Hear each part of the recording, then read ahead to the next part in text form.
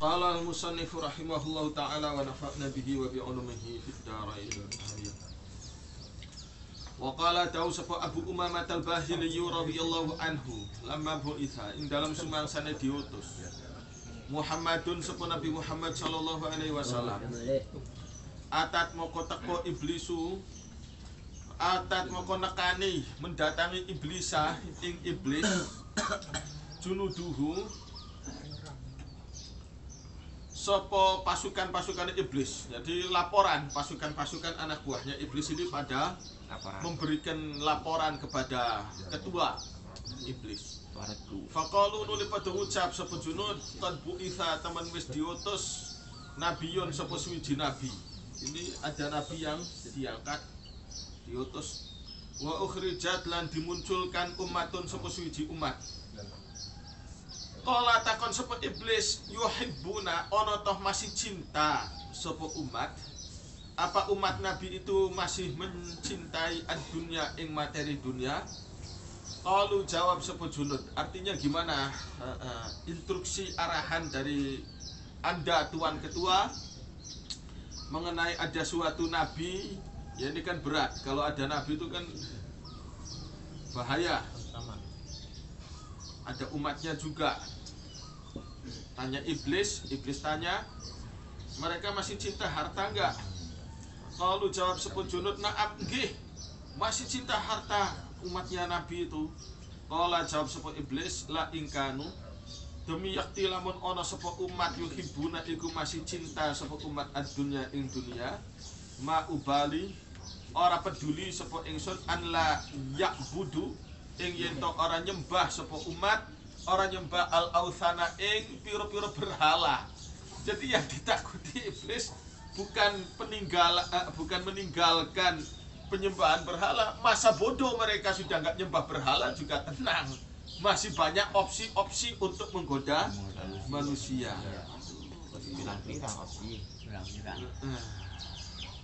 Jadi persis ya maknanya mirip dengan suatu hadis yang dinyatakan oleh Rasul bahwa beliau tidak merasa khawatir umat ini atau tanah Mekah ini akan ada penyembahan berhala. Sudah habis, sudah punah, musnah.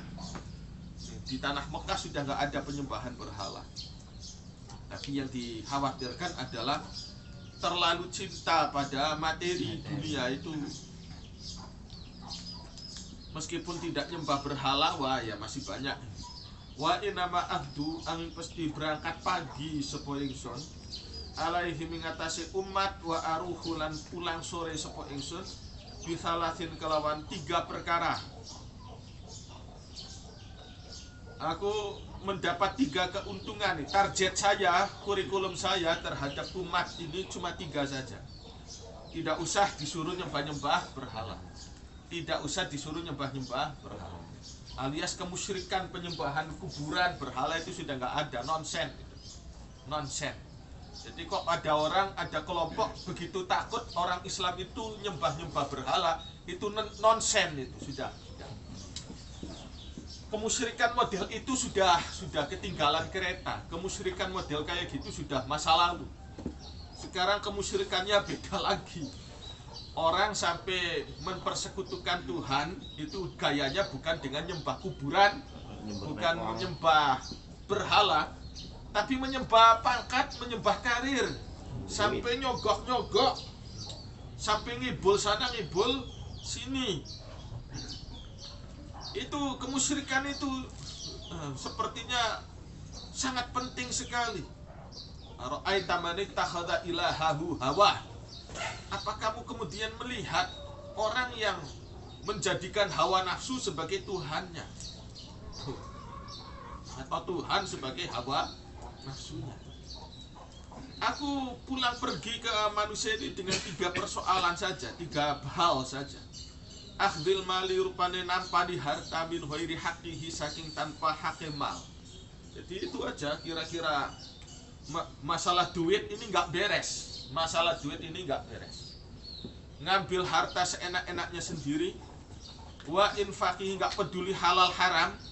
Wa infaqihi lan menyalurkan harta min fi ghairi haqqihi ing dalam seliyane hak mal. Buang sana buang sini sehendak-hendaknya sendiri. Itu aja targetnya setan, nggak muluk-muluk, tidak muluk-muluk. Wa imsakihi lan menahan, menyimpan harta, an hakihi saking hake mal. Wasyarru utawi kejahatan, keblesakan, kulluhu ya sekabiyane syar, min hadza saking iki sikap naba'a iku nyumber apa syar. Dari tiga ini aja. Menerima duit nggak benar dengan cara nggak benar, menyalurkannya tidak benar, menyimpannya tidak benar. Itu aja urusan duit aja. Urusan duit aja. Masalah tauhid, masalah apa, masalah kemusyrikan itu, sudah aku anulah, penyembahan berhala sudah nggak bukan tujuan aku, bukan lagi target aku. Targetnya cuma itu saja. Makanya bab duit ini awas, hati-hati, rentan ini. Rentan, meskipun katanya orang sudah ngaji, banyak juga bab duit nggak beres. Utang nggak dibayar, urusan duit nggak jelas. Wah, awas ini, rentan nih.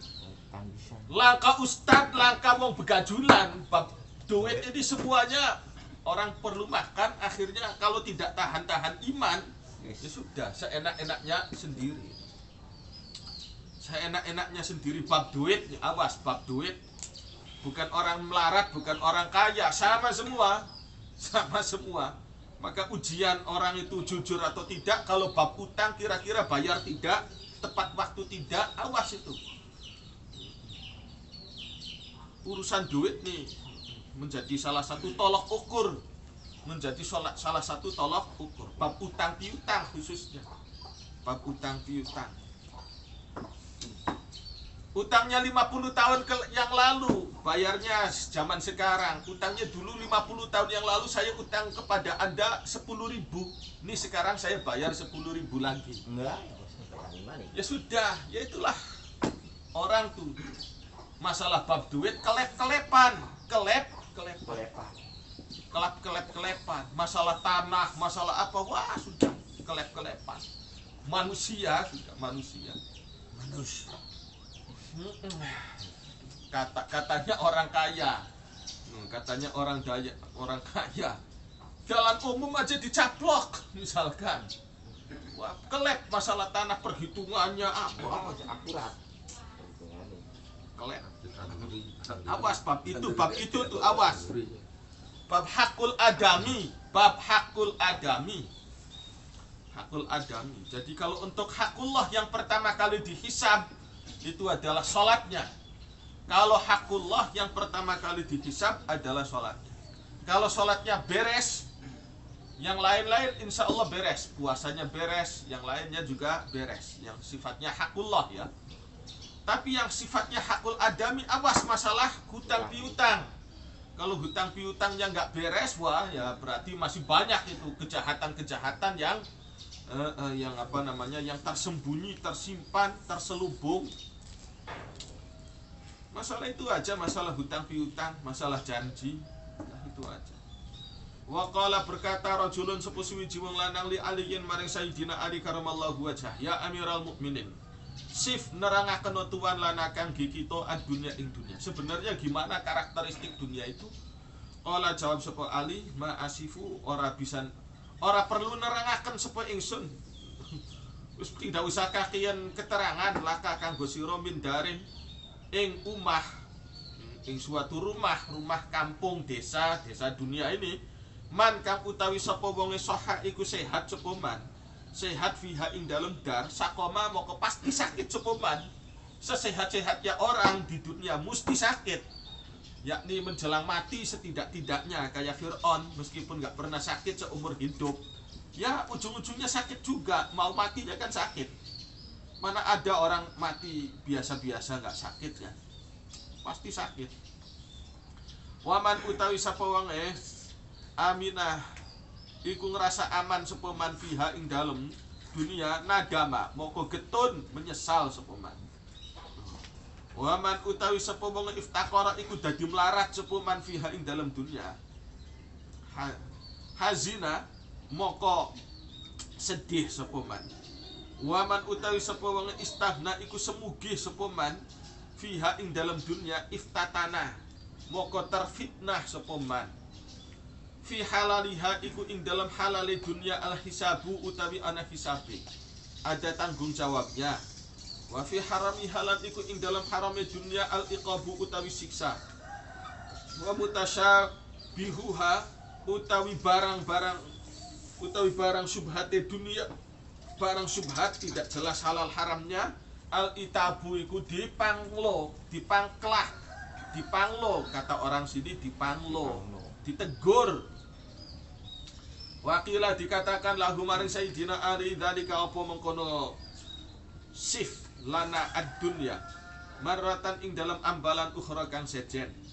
Faqala nuli jawab sapa Sayyidina Ali, utawilu ana toh dawa-dawa akan sapa ingsun am uqassiru atawa nyingkat sapa ingsun, apa aku ngasih keterangannya yang panjang atau yang pendek saja.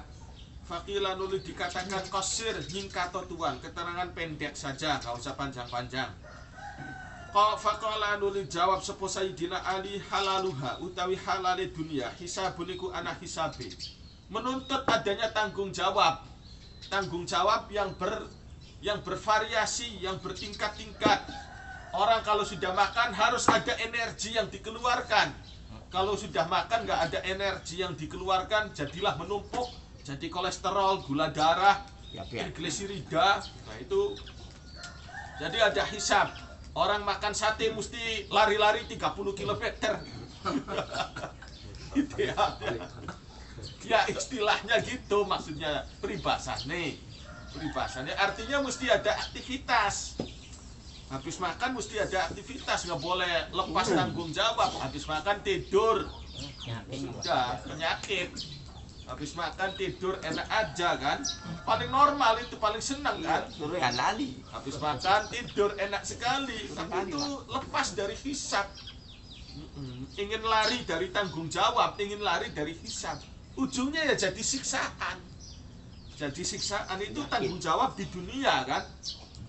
Fasilitas dunia yang kita miliki di sini ada tanggung jawab, ada perhitungannya. Sumalatus alunna yauma idzin anin na'im.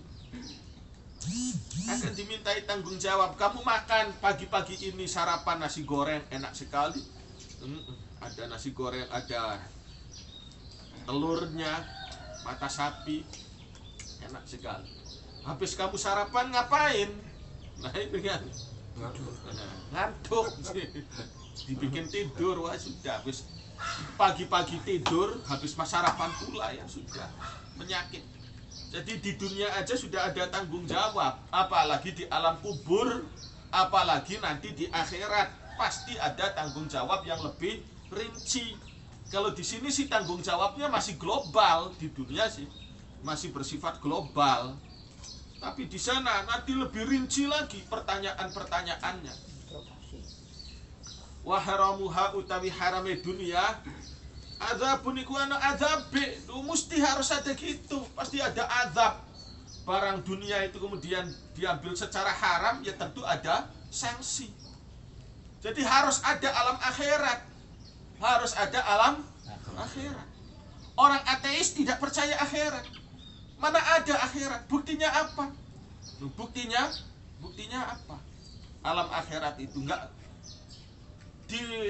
ditangkap panca indera, nggak mungkin kan. Akhirat dipandang mata ada? Nggak ada, nggak kelihatan. Akhirat dipandang oleh mata nggak kelihatan, didengar oleh telinga nggak kedengaran. Apa bunyi neraka? Mana dengar kuping saya? Nggak ada itu. Dicium-cium tidak jelas juga. Mana ada aroma sorga?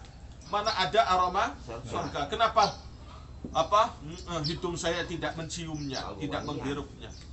Nggak ada itu. Kata orang ateis, orang yang nggak percaya Tuhan. Apa buktinya? Buktinya adalah kamu sendiri. Itu. Kalau ada ateis menanyakan tentang bukti alam akhirat, surga neraka, adalah buktinya kamu sendiri. Buktinya kamu sendiri. Kamu orang ateis tinggal di suatu negara maju dalam sistem tata negara yang orang ateis akui, hukum tata negaranya mesti harus ada keadilan, harus ada justice. Harus ada justice, keadilan, pengadilan. Maka negara-negara meskipun ateis, tidak bertuhan, tidak menganut ketuhanan, macam negara komunis, mesti harus ada pengadilannya. Mesti harus ada pengadilan. Menurut orang ateis sendiri kan, hidup ini mesti adil. Orang yang berjasa dikasih bintang jasa, seperti ya meskipun negara komunis macam Uni Soviet, Mikhail Kalashnikov, kan? Karena berjasa dikasih bintang berderet-deret. Mikhail Kalashnikov, pencipta AK-47 kan? Pencipta AK-47 karena dia berjasa buat negara dikasih bintang-bintang. Yang merugikan negara dibedil, kan gitu. Kan harus ada keadilan. Nah, dunia pun sistem Tuhan itu lebih universal. Begitupun Tuhan, dia lebih maha adil daripada pikiran manusia. Dia lebih adil dari yang dipikirkan manusia. Orang ateis aja berpikir keadilan. Masa ya Mikhail Kalashnikov disamakan dengan pengkhianat negara? Kan nggak mungkin. Tidak mau dipersamakan sikapnya, dipersamakan perlakuannya, kan nggak mungkin sama. Orang berjasa dengan orang berkhianat. Dalam dunia orang ateis sekalipun hukumnya beda. Jadi Tuhan lebih adil. Lah di dunia ini banyak ketidakadilan. Di dunia ini banyak ketidakadilan. Bahkan di antara filsafat hukum Indonesia, ya di antara filsafat hukum yang berlaku di dunia, keadilan itu adalah ketidakadilan itu sendiri. Selama hidup di dunia, keadilan itu adalah ketidakadilan itu sendiri. Artinya untuk menciptakan keadilan yang betul-betul pas, tidak ada. Ibarat membagi telur, disigar jadi dua, dibelah jadi dua. Telur seadil-adilnya berusaha secara adil, tetap aja ada perbedaan, meskipun kecil perbedaannya, tetap ada selisih, selisihnya. Keadilan itu adalah ketidakadilan sendiri. Sekuat tenaga berusaha adil di dunia, susah untuk menemukan keadilan yang betul-betul pas. Maka nanti di akhirat dipaskan oleh Tuhan.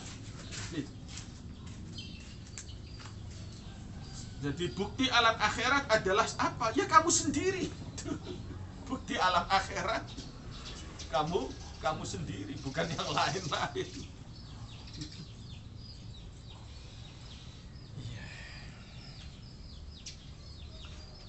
Wa qala dawu sapa Malik bin Dinarin, ittaqu wadiyo sapa sira kabeh as-saharata, ing perempuan tukang sihir. Perkara kamu menyihir sudahlah, nggak usah dikasih perempuan, kayaknya kok terlalu ya. Sudah.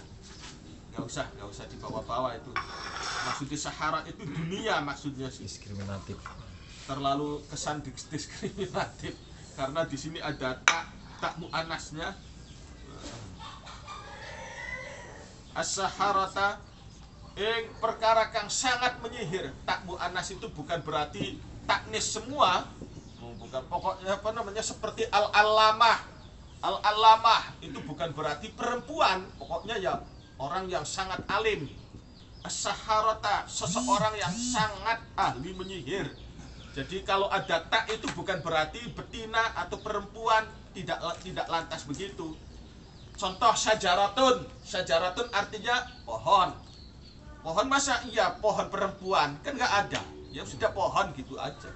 Syajaratun, jangan kemudian karena ada taknya diartikan pohon wadon, nggak ada pohon perempuan. Ya pokoknya pohon gitu aja.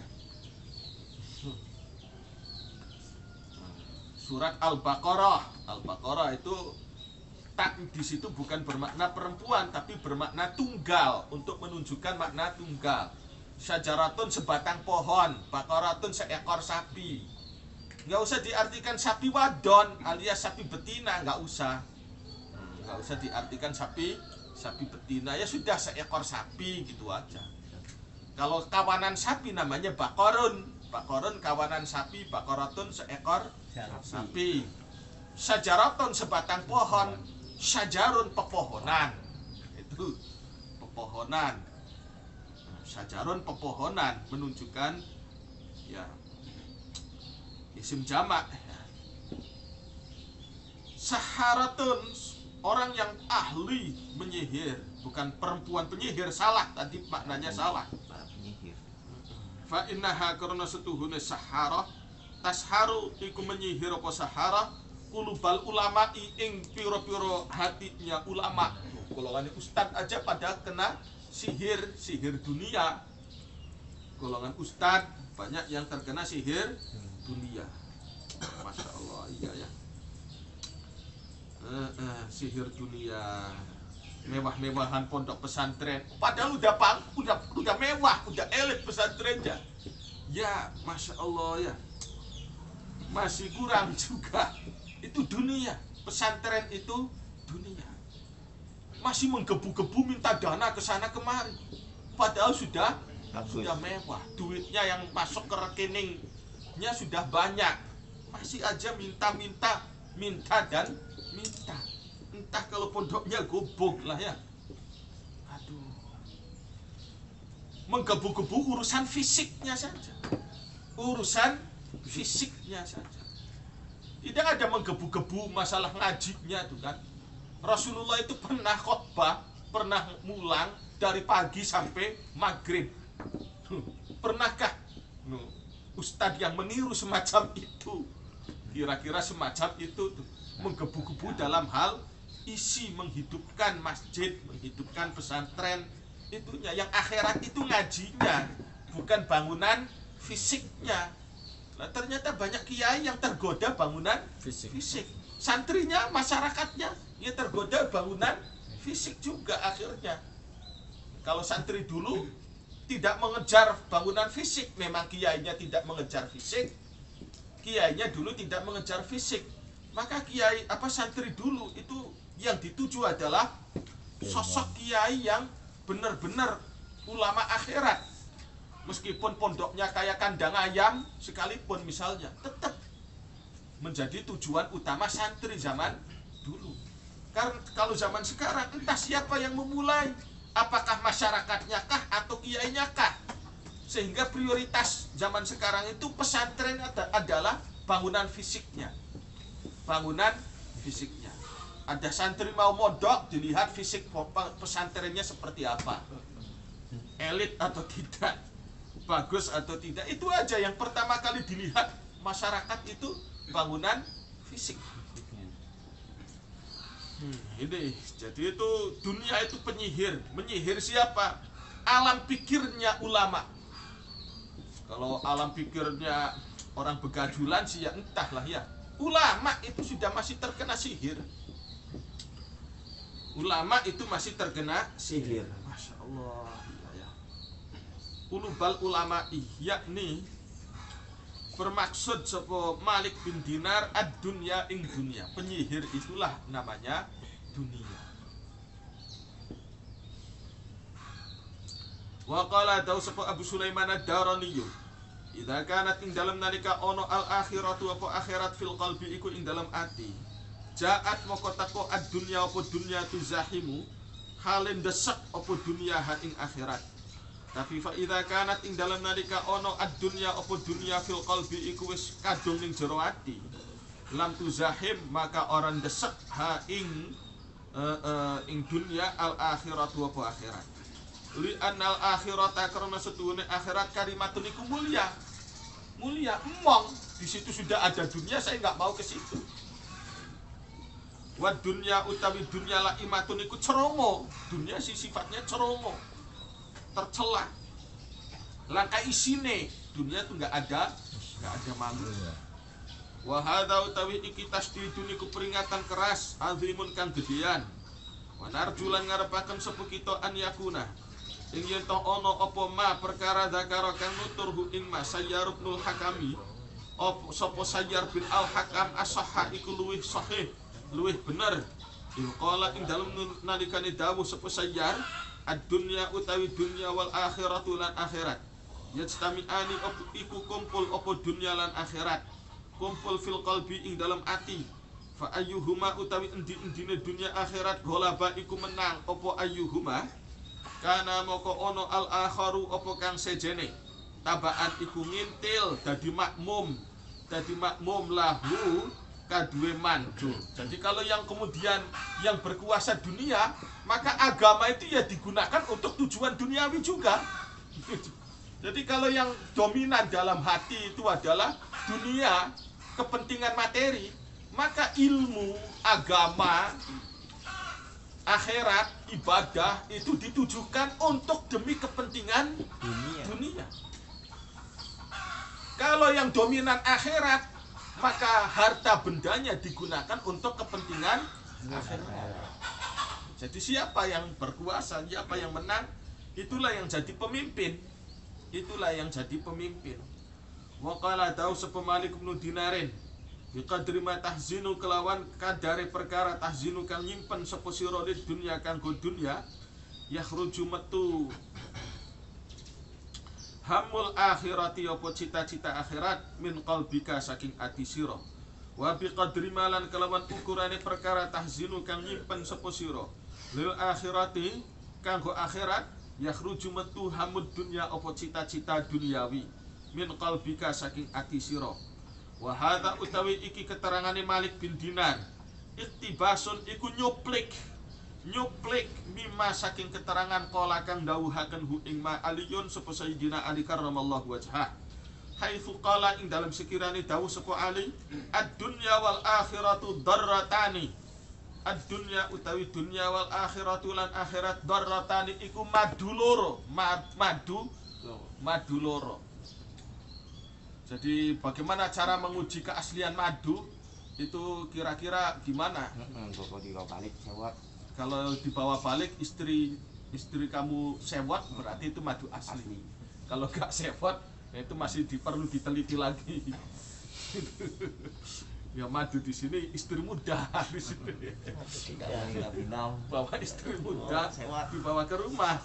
Kalau istri tua marah ya berarti itu madu asli. Kalau madu yang di botol-botol itu masih perlu diteliti. Kalau itu asli langsung. Jadi kalau menyenangkan istri muda otomatis menyakiti hati istri tua. Menyenang-nyenang istri tua karena memang senior kan banyak jasanya kan istri tua kan. Istri mudanya sakit hati. Padahal wajar kalau nyenang-nyenang istri tua. Memang dia jasanya banyak, bantuannya sudah ya udah lama, udah senior kan. Kalau karyawan tuh gajinya sudah lebih banyak. Istri mudanya sewot kan. Nyenang-nyenang istri muda ya kan wajar, ini kan barang baru. Barang baru kan lebih disenangi. Sewot lagi istri tuanya. Aduh, padahal semuanya masuk akal lah ya. Nyenang-nyenang istri tua ya masuk akal, nyenang-nyenang istri muda pun masuk akal. Tapi bikin sewot itu bikin geram. Jadi kalau bisa ya, kalau nggak kuat nggak usah macem-macem lah. Kalau nggak bisa meracuk. Kawin 3, madu 3.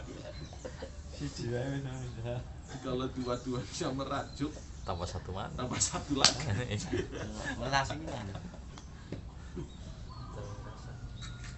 Jadi susah mengakurkan istri dua tuh ya, harus ditambahi satu lagi biar akur. Selamat loro bae. Luru di mana ya ngasang sih? Siji mana ngomong muda. Siji ben susuli bae kan. Kalau dua itu saingannya keras. Urusan pilihan kepala desa, kalau calonnya 2 itu keras, panas. Kalau calonnya 3 itu rada adem. Kalau calonnya 3. Jadi dunia akhirat menurut Sayyidina Ali itu bagaikan 2 madu. Fabi qadrima, maka kelawan ukurane perkara turdi kang gawe seneng sapa sira ihdahuma. Ing salah sijine darataini tuskhitu gawe sewat sapa sira al ukhra ing sajene. bikin sewot, bikin suasana panas. Wa qala dawu sapa Al Hasanu Imam Hasan Al Basri, wallahi demi Allah laqad adraktu yakti teman-teman menangi sapa ingsun, saya telah menjumpai akwaman ing pira-pira kaum kanat kang ono ad-dunya apa dunya ahwana iku luwih murah, luwih hina, luwih remeh temeh alaihi ing atase akwam minat turabi tinimbang tanah alladzi tamsuna kang mlaku sapa sira kabeh alaihi ing atase turab mayu bayuluna ora peduli sapa akwam, mereka tidak peduli asyarakat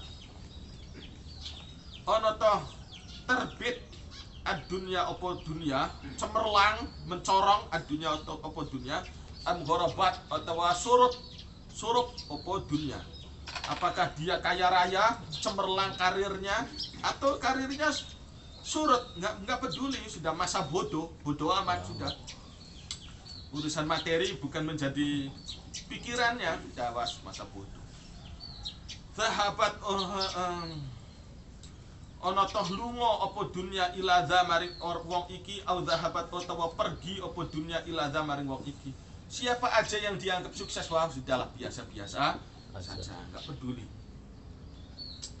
Ini kata Imam Hasan. Yakni Imam Hasan ini menjumpai golongan para sahabat. Enggak kepikiran. Enggak memikirkan kaya raya sudah. Zaman Jepang kata orang tua tadi nggak memikirkan orang jadi kaya, pokoknya udahlah bisa urip aja sudah senang kita. Boro-boro mikirkan jadi orang kaya, enggak mikirin jadi orang kaya. Yang penting saya bisa hidup sudah cukup. Kata orang-orang tua zaman dahulu. Zaman sahabat lebih ekstrim, sudah masa bodoh. Bisa hidup sudah bersyukur. Apapun keadaannya. Waduh, iya hebat ya wong zaman dulu tuh ya.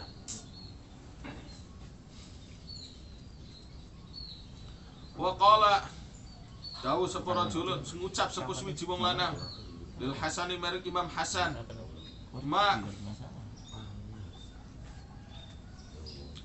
ma ing punapa takulu berpendapat sinten tuan fi rajulin ing dalam suwiji tiyang jaler ata kang maringi hu ing rajul Allahu sapa Allah malan ing harta, fahuwa maka utawi rajul yatasaddaqu iku sedekah sinten rajul minhu saking mal, wa yasilu lan menyambung sapa rajul, nyambung sedulur sapa rajul minhu saking mal, ayah sunu ana ta wis prigel anakah ba'ata ana ta bagus itu pantas layak prigel boleh lahu kadwe rajul an yata ayyasha apa yen to senang-senang sapa rajul fihi ing dalam harta.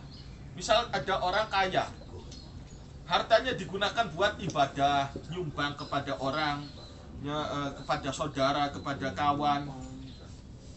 Setelah itu dia bersenang-senang, pantas tidak? Kan dia urusan sosial bagus, untuk kesenangan sendiri gimana?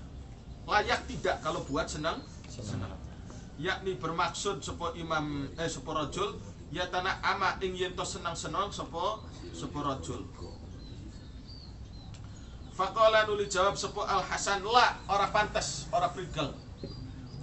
Meskipun orang itu kaya dan hartanya buat sosial, kalau dia kemudian bersenang-senang itu sebenarnya masih kurang pantas. Laukanat lamun ono iku lahu kaduwe wong ad-dunya apa dunya kulluha ya sakabehane dunya. Jangankan baru punya duit tingkatan M, taruh T.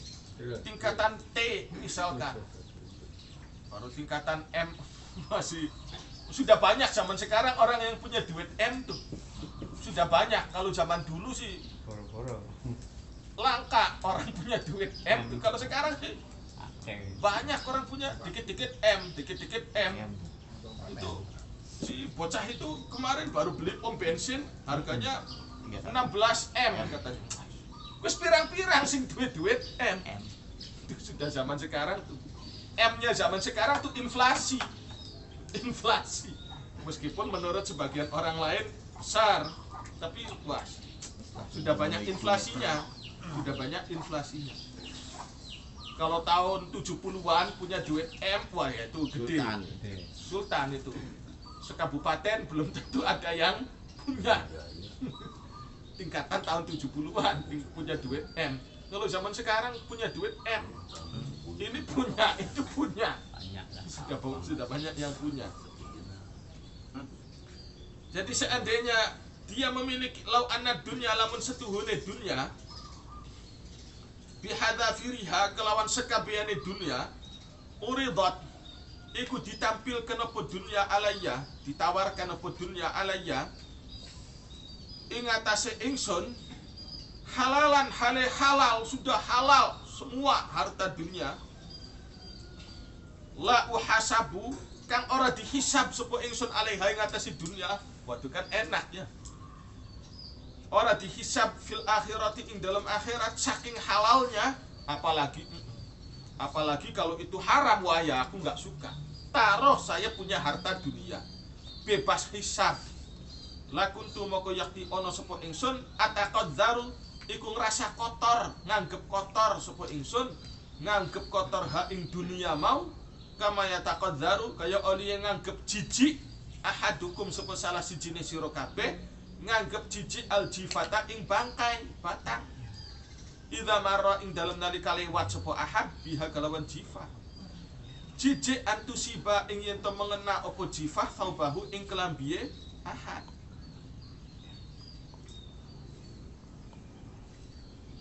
Ini kelas-kelas elit, ini orang kelas elit. Aku kan manusia, kenikmatan tertinggi manusia adalah akal pikiran dan perasaan hatinya, itu saja. Bukan perut, bukan lidahnya. Kalau kebahagiaan perut sih itu kebahagiaan tingkat kebo, ya kan? Kebo itu kan kebahagiaannya ketika dia bisa makan, makanan masuk ke dalam perut, kawin, makan, minum, tidur. Kebahagiaan kebo kan gitu. Kebo suruh dikasih pelajaran matematika, susahnya bukan kepalang sudah. Boro-boro bahagia. Nah, tapi manusia menemukan suatu pemahaman gitu, itu bahagia. Jadi kebahagiaan manusia ketika bisa mengurai suatu persoalan. Kebahagiaannya bahagia alam pikiran. Kalau saya bahagianya tingkat lidah, tingkat perut, wah saya merasa jatuh. Ini yang ngomong siapa? Wali Fudel bin Iyad. Ya, itu kan seorang wali kan tingkatannya sampai gitu. Nggak mau saya kebahagiaan kok tingkat begitu-begitu sih. Apa bedanya aku dengan kebo nantinya? Nggak mau, saya jatuh harga diri saya. Wallahu a'lam bishawab.